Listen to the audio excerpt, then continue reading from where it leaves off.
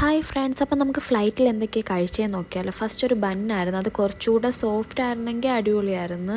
പിന്നെ knife, spoon, fork, ഒരു wet വൈപ്സും ഉണ്ടായിരുന്നു, ഒരു ടിഷ്യൂ ഉണ്ടായിരുന്നു. അപ്പോൾ ഫുഡ് എന്തൊക്കെയാണെന്ന് ഞാൻ പരിചയപ്പെടുത്താം. ബന്നും ബട്ടറും ഉണ്ടായിരുന്നു, സോൾട്ടഡ് ബട്ടർ ആയിരുന്നു. കാരണം ബന്നും ബട്ടറും നല്ല കോമ്പിനേഷനാണ്. ഞാൻ ഇതുവരെ ട്രൈ ചെയ്തിട്ടില്ല, കുറേ ഞാൻ ട്രൈ ചെയ്തിട്ടുണ്ടെങ്കിലും ഈ ഒരു കോംബോ ട്രൈ ചെയ്തിട്ടില്ല, പക്ഷേ അടിപൊളിയായിരുന്നു.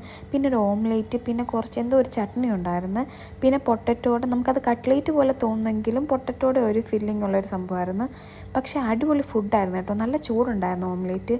പിന്നെ ഫ്ലൈറ്റ് ഭയങ്കര ഷേക്കായിരുന്നു, അതുകൊണ്ട് തന്നെ എൻ്റെ കയ്യിൽ നിന്ന് ഫോൺ താഴെ പോവായിരുന്നു. ഞാൻ ചാരി വെക്കും, കുറച്ച് കഴിയുമ്പം നിലത്ത് വീഴും, അങ്ങനായിരുന്നു കുറേ നേരമായിട്ട് സംഭവിച്ചുകൊണ്ടിരുന്നത്.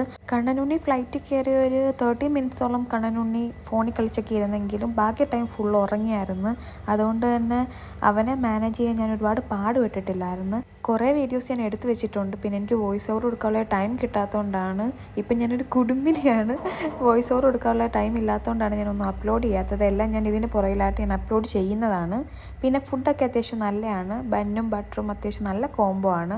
ഞാൻ ഇതുവരെ ട്രൈ ചെയ്തിട്ടില്ലായിരുന്നു കേട്ടോ. പിന്നെ യോഗേർട്ട് ഉണ്ടായിരുന്നു കേട്ടോ, അത് മാംഗോ ഫ്ലേവർ യോഗേർട്ടായിരുന്നു.